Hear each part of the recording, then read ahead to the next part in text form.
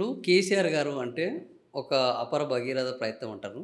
తెలంగాణను ఎంతమంది వద్దన్నా కేంద్రం మెడలు వంచి తీసుకొని వచ్చారు. కానీ బీసీ రిజర్వేషన్లకు సంబంధించి కేసీఆర్ అనుకుంటే బీసీలకు కూడా రిజర్వేషన్లు వస్తాయి, మేమెంతో మాకంత అన్న కళ నెరవేరగలిగింది కేసీఆర్ వల్లనే. కానీ కేసీఆర్ ఆ లక్ష్యాన్ని సాధించడానికి సిద్ధంగా లేకపోవడం వల్లనే ఈరోజు బీసీలు ఈ పరిస్థితిలో ఉన్నారు.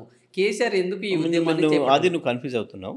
అసలు కేసీఆర్ ఇప్పుడు చర్చ రాలేదు, ఎప్పుడు కూడా దాని మీద గొడవే లేదు. కానీ ఇంకొకటి, కేసీఆర్కి చాలా స్పష్టత ఉంది దానిపైన. టీఆర్ఎస్ పార్టీకి స్పష్టత ఉంది, బీఆర్ఎస్ పార్టీకి.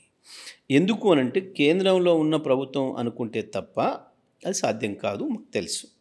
అందుకనే మేము కేంద్రానికి ఆనాడే అసెంబ్లీకి తీర్మానం చేసి పంపినాం.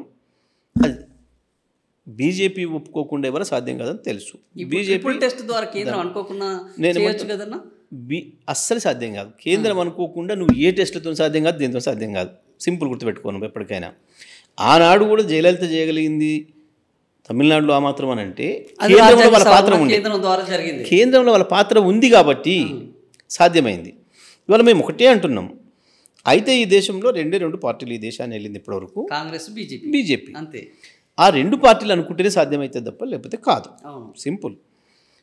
ఇవాళ కేంద్రం ఇంత చెప్తున్నారు మీరు, ఈడ డ్రామాలు వేసి ఇంచెలు పోయి ఢిల్లీలో కూర్చొని డ్రామాలు వేసి కాదని తెలిసి కూడా నీ చేతుల్లో లేని దాన్ని ఇస్తా అని హామీ ఇచ్చి మోసం చేసి ఓట్లు తీసుకున్నది వాస్తవం. నువ్వు ఢిల్లీ పోయినాడు కూడా నీ ఢిల్లీలో దీక్షకు కనీసం నీ రాహుల్ గాంధీ రాలేదు, నీ పార్టీ ఒక్క ప్రముఖులు రాలేదు. నువ్వు పార్లమెంట్లో నువ్వు రేజ్ చేయి కనీసం. పార్లమెంట్లో రాహుల్ గాంధీని లేచి ఒకసారి మాట్లాడు. మనం గది వదిలిపెట్టి ఈడెందో కేసీఆర్ని తిడతాం, ఇంకోని తిడతాం, ఇక్కడ తెలంగాణలో ఉన్న బీజేపీ ఎంపీలను తిడతాం. నీ ఎంపీలు ఏం బిక్తున్నాడా? నీ రాహుల్ గాంధీ ఏం చేస్తున్నాడు? నీ రాహుల్ గాంధీ 200 మంది ఉన్నారు ఇవాళ, వాళ్ళందరూ సభ్యులు అందరు కలిసి. మరి 200 మంది లేచి నిలబడి అడిగితే అయిపోతుంది కదా. గా ముచ్చట ఒకటి అడగకుండా అది అడిగితే బీజేపీ కార్నర్ అవుతుంది కదా. ఎందుకు మాట్లాడతలేరు వీళ్ళు? ఏంది జాతీయ పార్టీ? అది జాతీయ పార్టీకి అన్ని చోట్ల ఒకటే తిరిగి ఉండాలి కదా, ఒకటే విధానం ఉండాలి. పైగా ఆయన ఇచ్చిండు కదా ఇక్కడ వాళ్ళ విధానం అది. మరి ఇక్కడ మాట్లాడితే కానీ మాట్లాడాల్సిన కాడ మాట్లాడమేంది?